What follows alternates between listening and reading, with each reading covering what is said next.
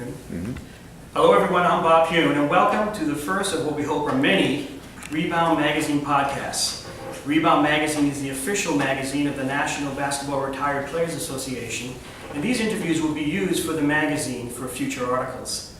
He retired in 1999, became a fantastic broadcaster, a motivational speaker, and now he's an accomplished writer. Eddie Johnson wrote the book, You Big Dummy. Eddie Johnson wrote the book, You Big Dummy, an athlete's simple guide to a successful career. Eddie, thank you for being with us today. My pleasure. Seeing you again. Good to always see you. The pride of East Garfield Park, which was, if I'm not mistaken, the west side of Chicago. Yes. That's where you're from. And it was the Cabrini Green projects where you from. Tell me about that, because I know there was a lot of basketball played, a lot of good basketball played in that neighborhood. Yeah, well, growing up Cabrini Green at that time, it was considered one of the worst housing projects in the country. But when you live there, you don't see it that way. I had a great time. I could step out my front door and all my friends were right there. We had a tremendous time. And I think that's when I first started picking up basketball. We'd go over to the courts and just mess around. And just started to think, man, this is pretty neat. But living in that area was not all, obviously, an exciting time. Very complicated, very difficult to maneuver in a neighborhood like that, especially when the sun goes down. But I found a way to do it, and thankfully got out of there a few years later. And was it through basketball? Was that the intention to get you? To get out? Well, unfortunately, my granddad passed away, and that allowed my grandmother to move us to the west side of Chicago when I was 10 years old. And so I was able to get out that way. Yeah, so it was kind of interesting growing up in the inner city, around 99% African Americans. And then I moved to the west side of Chicago when we were the second African American family to move to that neighborhood. So you can imagine the shock. What was that like for you, the transition? You know what, I thought it'd be difficult at first, but the transition was good. I mean, it was wild. I went from having mostly African American friends to mostly white friends. And it allowed me to play some sports and pick up some things that we just didn't have the ability to do living in Cabrini Green. I started playing baseball, and baseball became my first love, to tell you the truth. I played that more than anything. And unfortunately for me, at that time, in my mind, I came from a family of basketball players. So they got on me a lot, about playing baseball all the time. I was a guy that would go to Wrigley Field every day during the summer, pay that $1 to watch the Cubs play. And eventually I just continued to grow, man, and grow. And my brothers were like, look, you gotta start playing basketball, man. There's not that many 6'6" third basemen. And so I just started to transition over. Was that when you realized, hey, it's time, and especially in that neighborhood, because there's a lot of good competition in that area, a lot of good basketball, particularly to hone your offensive skills? Yeah, I had to. There's no doubt about it. In my neighborhood alone, Isaiah Thomas grew up there. Mark Aguirre, who eventually I went to high school with. And he number one pick in the NBA draft in '81. Isaiah was number 2. Glenn Doc Rivers grew up in that neighborhood. So you talk about a tremendous amount of basketball players. Terry Cummings, who went to DePaul. So it was just on and on. And the good thing about basketball in Chicago is it gave me an opportunity to meet guys I looked up to. Bob Love became a mentor for me in high school. Really talked to me about a lot of stuff. Mickey Johnson used to play for the Bulls. Sonny Parker, who played in the NBA. His son is one of the top high school players in the country, going to Duke. Jabari. So a lot of guys played a role in my life in terms of basketball, which was very helpful. And then high school, Westinghouse Vocational? Westinghouse High School, yeah, a converted candy factory. I was just going to mention that. It was really old school. It was like, well, if you're in high school, if you wonder what it would be like to be in prison, you had to go to Westinghouse. We didn't have many windows. We weren't allowed to go out once you entered the school. And it was a hardcore, blasé building, but it taught me a lot. And at the time, the school was a powerhouse. Just the fact that you and Mark were there. Yeah, we had tremendous teams. Skip Dillard went to DePaul. Bernard Randolph went to DePaul. Had a great career.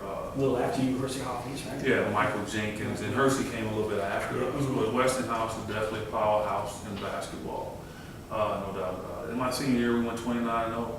Got to the championship game, didn't have a point guard. They pressed us the whole game and beat us. But at that time, it was the highest attended high school game in the history of Illinois at that time, 12,000 fans. And I just wish I had taken at least 15 shots or 16 shots. I was 11 for 12 in the championship game. Just didn't get up enough shots. See, now, I'm finding that hard to believe. I didn't. Okay. I'm telling No one you. ever seen you Well, for years. I told you my teammates Yeah, were. yes, that's Mark true, McGuire. And I also noticed there's not a lot of defense. I mean, you got Hersey Hawkins, who's a Yeah. great scoring shooter. You, Mark, was Offense is defense. Yes, Offense has always been my defense, Bob. Trust me. I don't. That's it. We remember that, definitely. Then you decided to stay home and go to Illinois. How did Yes. that decision come about? It was tough. It was a tough decision for me. I got recruited by every university in the country, and I had a lot of people really putting pressure on me. I mean, Magic Johnson was one of them. Magic and I befriended each other. We went over to the Albert Schweitzer games, which were held in Germany in 1977 at the high school career. So he had a month to work on me, and I think he saw the value of having shooters, obviously, right? But my ego just wouldn't blend into what he was thinking. If I had to do it all over the day, all apologies to Illinois, I probably would have gone to Michigan State because the guy enhances your career. But I wanted to blaze my own trail. I wanted to stay close to home, and I chose Illinois for two other reasons too. The faculty was great. They didn't offer me anything because I learned from watching my brother, top high school player, had his hand out, and some things fell into his hand, and he didn't have success as a player and as a student. So schools that offered me, they got scratched out. Anything past a scholarship. Illinois didn't, and I love Lou Henson. I went there. Yeah, what was he like? Tremendous individual, basketball junkie. Matter of fact, the only vacation he and his wife had taken prior to 1985, and he had been coaching since the 60s, was to attend my wedding. That was the first time he and his wife took a vacation.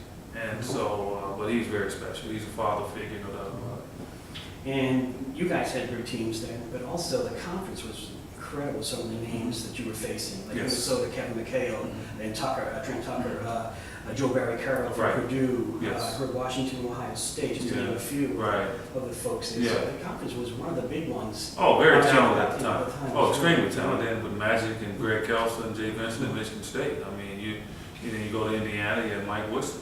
The Big Ten was something else.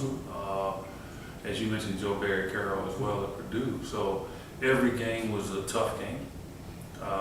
Billy McKinney, I think, was finishing up his career at Northwestern. Played in the NBA. So the Big Ten really prepared me. I went there 185 pounds out of high school. I was a parade All-American, had my chest out. I thought I was this big-time ball player. And I could shoot the ball well, but I was having a hard time shooting the ball, and I was laying on my back all the time because I was just too skinny. They were knocking me down. And so I had to get stronger. So I came back my sophomore year. I was a ripped 230 pounds from 185. You know what I'm saying? Becoming power forward then. It was extremely sexy. I'm sure you would. Well, that'll be another show, another time. Okay. So, but you mentioned Magic Johnson, and I guess one of the biggest moments for you at Illinois was when you hit the game-winning shot against Magic in Michigan State. Yeah, that was. Because you guys were undefeated at the time. Yeah, 1979. We were undefeated. We were ranked I think 3 in the country. They were ranked number 1. And we had just won a huge tournament, Kentucky tournament, that had Syracuse in it in Kentucky. We were able to win that. Tennessee, Dale Ellis was on the Tennessee team. We won that tournament. And we were riding high. And it was the most talked about game in Illinois history at that time. I mean, everybody came to that game. We even had celebrities coming to this game. We had finally gotten on the map, and we beat them. I mean, we went down to the last shot, and I was a sophomore. I've never been afraid to shoot it, and I got my opportunity, knocked it down, we won the game. Fortunately for Michigan State, they went on to win the championship. They did pretty well after that. Yeah, they beat Larry Bird. Fortunately for us, we lost 12 out of our last 14 games. Yeah. What happened? No point guard.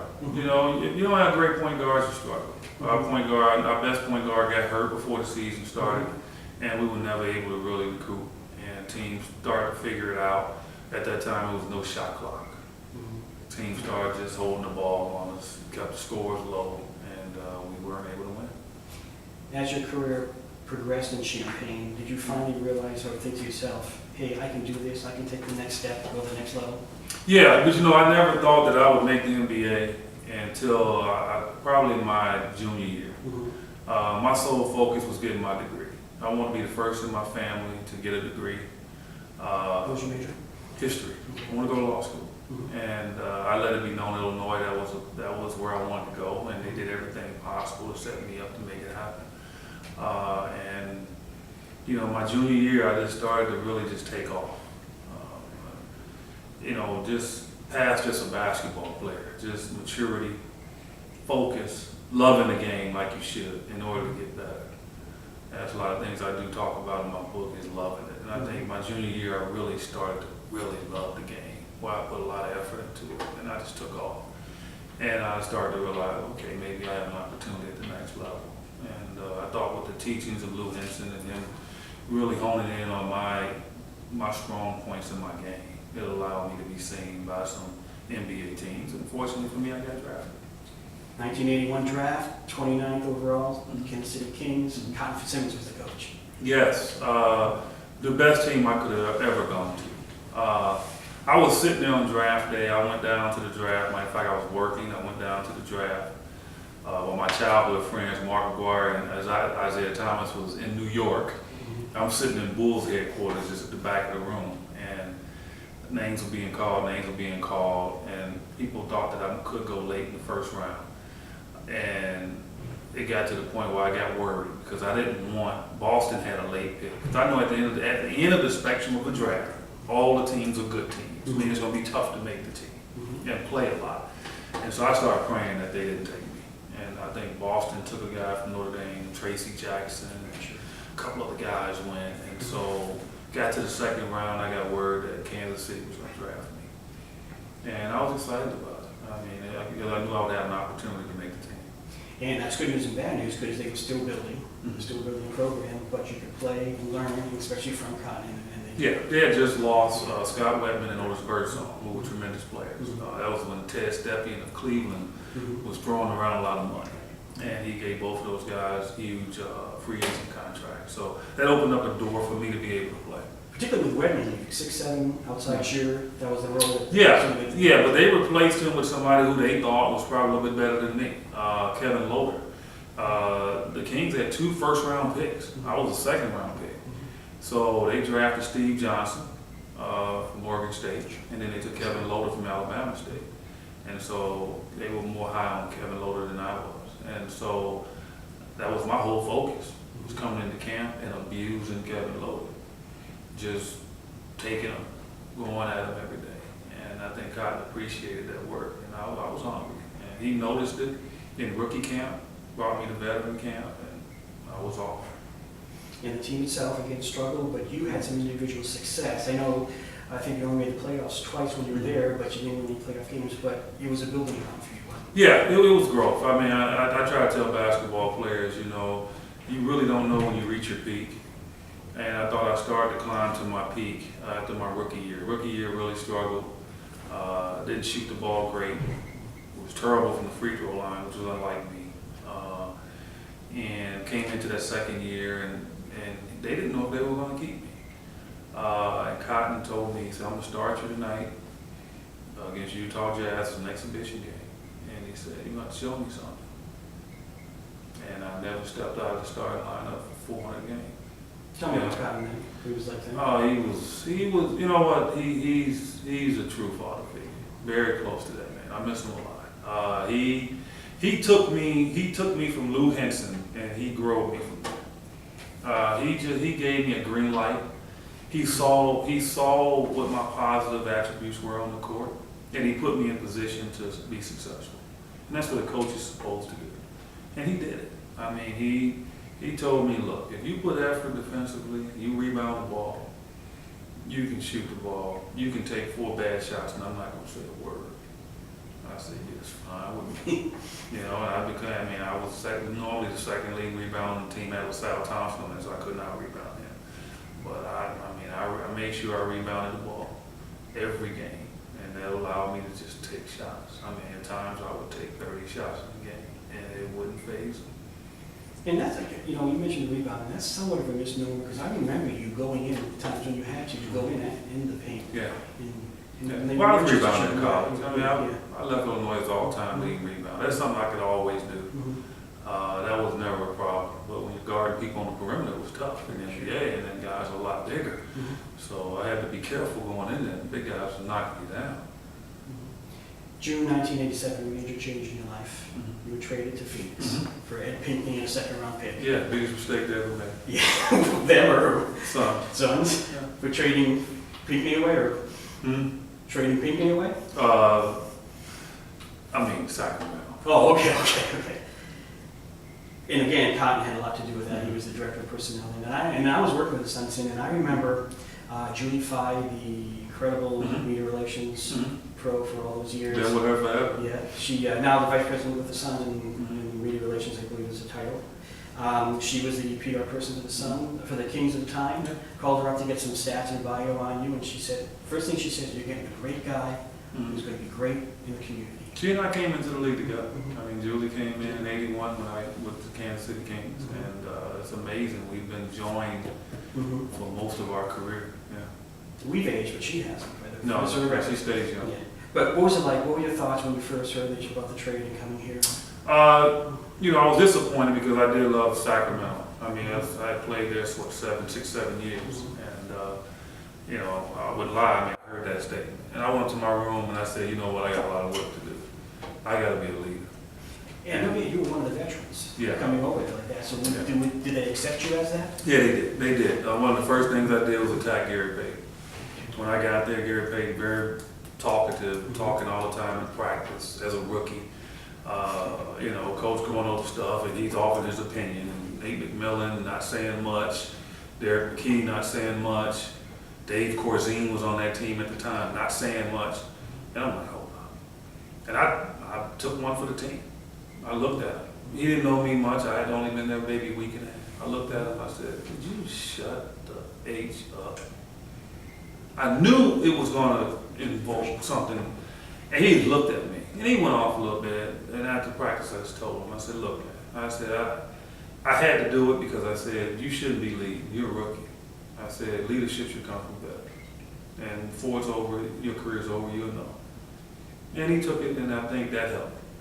But that team, man, I'm telling you, that second, third year was, when you talk about Gary Payton, Ricky Pierce, Derek McKee, Sean Kemp, Michael Cage, Benoit Benjamin, Dana Barros, myself. Your point guard. Okay, it was the most talented basketball team I've ever been on in my life. And in '93, we almost I was did. going to say, you guys came close then. Almost did. As close as any time, really, even here. Yeah. Then a few more years, a few different teams, Charlotte, a few other teams. You went to Europe. Yeah. How'd that decision come? Yeah, I went to Greece. Yeah, it was funny because I played Charlotte the prior year, and they weren't going to re-sign me. A lot of teams were interested in signing me, but at that time, the NBA salary cap had just been changed over, and there was a lot. It just put veterans in a bad situation, and I just wasn't happy with what I was being offered. And I told my wife one day, I said, look, I said, there's some teams over in Europe that's trying to sign me, and they're offering more money than what they're offering here, for at least over the course of 1 year. And I said, I'm not going to give in to these teams here. I'm going to go, I'll go overseas. And she just looked at me because she just felt, no, please, whatever. So one team from Greece called my agent and said, hey, we'd like to bring him over to just see. And I remember to this day so vividly. I was at the front door, cab pulled up, and my wife's at the front door. I had one huge duffel bag. And I said, I'm just going to go over there and see what they're talking about. And so I said, if I like it, I'm staying. So you're going to pack stuff up. She just looked at me like, okay, whatever. I got over there, like what I saw, I stayed. For the year? I stayed. I stayed for a year. And, they came over a few months later and put the kids in school and, right back to business. And you came back eventually, 1999. After nearly 1,200 games, you decided to call it quits. Yeah. How difficult was that? You know what? That's the hardest thing you ever want to do. Is quit something you love. So, but for me, I ran the gamut. Most players in the NBA, they're retired after they're like, well, first of all, 3.5 years is the norm, okay? So once you get past 3.5, then you're lucky to get 10, 11 years in, right? Well, when I got to my 10th year, I was like, man, it's winding down, right? I played 8 more years, which is crazy. So as I got to the end of my career, I was in Houston, I had success in Houston. Charles Barkley threw a pass to me cross court. And I was 38 at the time. He threw a pass to me cross court. And a pass that I've been thrown to me forever. You know, you throw it across court, I'll meet the pass, jump up, get it, right? I told my brain said, do that, right? But my body didn't move. True story, did not move. I was stuck like it was in cement. And I was like, and the guy came past, took the ball, go laid it up. We go over to the bench and Charles looked at me like, I said, Chuck, I saw it coming. I couldn't move. And he just started laughing. Was that the moment you say? Oh, yeah. Then the rest of that year, I laughed at myself. I mean, I really did. I laughed at myself. I mean, because I would guard a guy, I said, I got to force him baseline. And I'd tell my legs, okay, I got to slide with him. Couldn't slide. It was hilarious. And I would make jokes about it. You know, guys that were going through the same process would get mad because they were too prideful. Like Clyde Drexler, you know. Clyde, every time Clyde in his career, he went for a layup, he had to run into the back stanchion because he couldn't stop. He had no brakes in his knees. So I would always make light of that, and he didn't like that, you know. But I would laugh about it. If you can't laugh at yourself, you know, you shouldn't be able to laugh at anybody else. And so I knew it was over. Even though even after I retired, teams still tried to come sign me. And I mean, I was 40, and I'm not gonna embarrass myself. Then retirement, transition to broadcaster. Was that something you thought of during your career of what doing? Oh, one of the things I talk about in my book is transition. Players don't transition. I transitioned from my 8th year in the league on. I decided what I wanted to do. There's 3 things I want. I knew I wanted to be a GM, coach, or be in TV. I took history for a reason because I love to talk, as you well know. And I love to debate. And so I said, history was a great transition to law school. That's what I wanted to do. And so I knew my career was going to be where I can form an opinion on things. And so TV was just simple to go along with coaching, leading, and GM, making decisions. And so what I did from my 8th year on, I did internships within the NBA. I had my own radio show, TV show. Maybe doing Doing the season. sports. Doing the season. I did WNBA. I called WNBA. After my season was over, I traveled with the Mercury and did their game. Because the one thing I didn't want to do was go knock on the door of a team when I was done. And they say, who is it? And I say, Eddie. And they say, Eddie. No, wasn't going to happen. I was going to be, if they opened the door, I was going to be prepared. How difficult a transition is it from a player to a broadcaster, where sometimes you have to be critical of some of these players, some of these players that were your teammates? I said the same thing to those guys when I played with them that I do now. I could care less. Honestly, I could care less. Because I know that I can balance it with positives and negatives.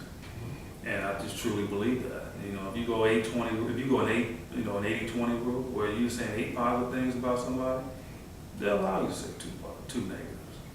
And that's the way I've always approached it. So it's never been a problem. I've had guys here, no doubt about it. I've had guys on the Suns call me up. Eddie, why'd you say that about me on telecast? You know, Sean Marion called me up one time in the hotel room. Probably the biggest nightmare of his life for calling me up. Because he wanted to know why I said something on there. You went on. And I kept him on the phone for an hour. I said, how dare you call me up? I said, have you ever called me up with all the nice things I've said about you? So don't ever call my phone again. He did. No.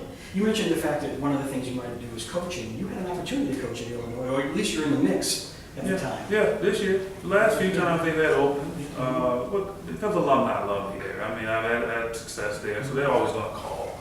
But I mean, I've had job offers in the NBA.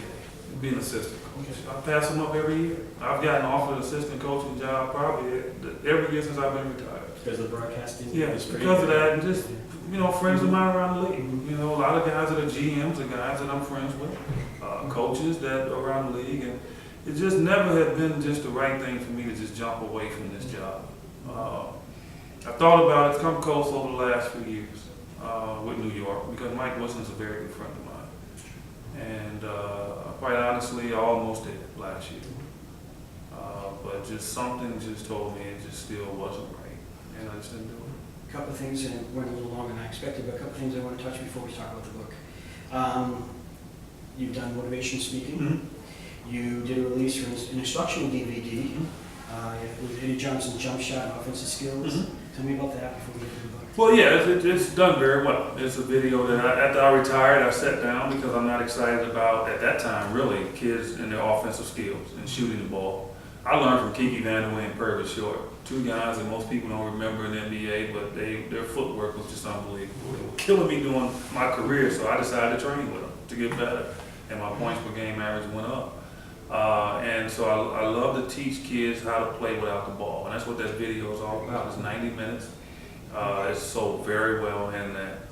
My whole goal was to make it like the Pete Maravich tapes. Mm-hmm. Sure. Pete Maravich made these old-time ball handling tapes years ago, and they're still the best seller. And my tape does very well. It still sells. I don't have to do any marketing on it now. It's just underground tape that people just love to get. I don't know how you found the time to write a book, but again, the book title is You Big Dummy, An Athlete's Simple Guide to a Successful Career. Why did you want to write this? Because if you Google athletes in trouble, it should make you want to do something. And the one thing I didn't want to do, I do a lot of reading. I used to read a lot. I had to get away from it over the years because it take up too much of my time. But I just tired of athletes writing autobiographies. I mean, I never buy them. I don't think I have one autobiography from any athlete. Why? I love sports. I follow sports. Why do I have to read a book about Michael Jordan? I follow his whole life. There's nothing in that book that's going to shock me other than it's a tell-all book. I don't like that. So I don't want to read no dirt. Shaq just came out with a book, and the only thing they talked about was some of the dirt that he had in the book. I don't want to read it.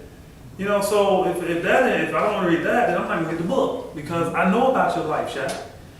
Write about something that's going to help me, that's going to tell me something, that's going to help somebody make it. That's what I want to read about, and that's why I wrote the book. Because this book is not even about me. I use analogies with how I grew up and all that, but it's not a history of me. What it is just a simple plan and a blueprint for athletes to just get to the point they want to get to, and then know how to stay there. Yes, it's for athletes, but it's also for other folks. Business, anybody that's breathing. Anybody that's breathing that's wants success, you can read that book and get better. And that's why I wrote it, no doubt about it. And that's why I love speaking to companies, because it's parallel, no doubt about it. I think it's harder really for people, young people that graduate high school and all of a sudden get their degree and they go work and they're trying to figure out a way, how can I get from way down here to way up there? And so, a lot of the stuff I talk about that definitely is parallel to businesses. And again, it's a much needed book because of all the players that have made mistakes in their lives. Go for And it. not in basketball, football, me being Yeah. a Patriots fan, the David Hernandez situation is something that's definitely needed. And I think that's one of the things you want to accomplish is just for the younger players, the younger folks to say, hey, make the right decision, make the right choices. When I wrote that title, I'm telling you, it took me a year to come up with that title. I had the book basically written. It took me a year. And I went back to something I always remind myself of when I play. If I do something that was out of character or hurt the game that I played or off the court, I would always tell myself, dummy, why did you do that? You're dumb, right? I mean, you would just, you put an exclamation point on it. And I got that saying from Sanford and Son, a great sitcom, right, in the 70s and 80s with Red Fox. Yeah. And he would always call his son, big dummy. But he loved his son. It was a term, it was a term of endearment. It wasn't a negative. And so I said, you know what, I'm gonna name my book because it jumps out at you, because I think as an athlete or a businessman or whatever, if you do something, you are a big dummy. But that doesn't mean that you're dumb in the true sense of dumb. You're a big dummy, and you don't know it all. So read this book and it'll help you. Okay? And when you're done with this book, then you might not be a big dummy. You might understand that you don't drink and drive. You'll understand that no means no in any situation. You understand that your degree is going to help you once you get money in your hand. And now you don't have to rely on somebody else to teach you how money works. You will have a good understanding how money works. So that's the things that I talk about in that book that I feel like will help anybody that's trying to have success. And you mentioned, obviously, some players who did it the right way. The Magic Johnsons, the Michael Jordans, the rest of those who were successful after the career too. Yes. The right choice. Well, they, and they're the norm. I mean, they were going to be successful anyway, It was also okay. per se, but let's look at it this way. Larry Bird had to go back to the Pacers after he was the most recognized athlete in Boston to do what he wanted to do, and that's run a team. Why couldn't he run Boston? Isaiah Thomas had to go to Toronto. Michael Jordan had to go to Washington. Okay? So were those bad guys? No. Maybe they just didn't build on the relationships that was there at that team that they were playing for, that culminated into them stepping in and running the organization. So they had to go somewhere else. I try to tell people, you got to work on it now and don't burn the bridge. You know, you cannot do it. And I think a lot of guys have done that, and now they're struggling. So many athletes are trying to find work.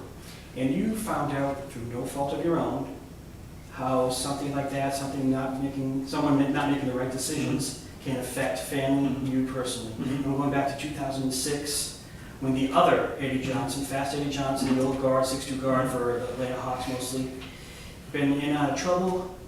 There was a bit of mistaken identity, and you got the brunt of it. Yeah. Can you explain why? No. Matter of fact, I was just coming back from a trip from Hawaii with my family, and I noticed my phone was blowing up. Just landed, and I noticed people at the airport were looking at me weird, you know. And I was like, "What is up with that?" You know. And so I got downstairs to baggage claim, and I finally answered the phone because I knew it was Mike Woodson calling me, and he was like, "Man, what the hell is going on?" I'm like, "What?" You know, so immediately I thought, because I knew I didn't commit a crime or anything, so immediately I'm thinking my house burned down, or somebody in my family was sick, you know, or robbed a bank or something, right? And so when he told me, he's like, "No, man, hey, you all over the National Airways talking about you raped a 9-year-old girl, 12-year-old girl, whatever it was." I said, "What? You kidding me?" And so when I got in my truck and I was driving home, I turned on the radio, and Skip Bayless was on the radio and was ripping me. "Can't believe the Suns hired him. How could they not see he was a pedophile?" I mean, he just took it. And it was so stupid because the AP story that came out basically had it right. Eddie Johnson, 6'2", went to Auburn, lived in Florida, boom, boom. And he made an All-Star, and he was a former All-Star. They should know that, right? And all that was laid out, but those entities, because they didn't want it to be him. They wanted it to be me. Why? That was news. Why? That's Because somebody news. down? That's news. Because of the competitive nature now of news in this country, because of so many entities, they fight for the biggest story and they jump on it without really doing their research. And the story was there. The Chicago Tribune had just done an article on me 3 weeks prior. Huge picture in the Chicago Tribune, my hometown paper.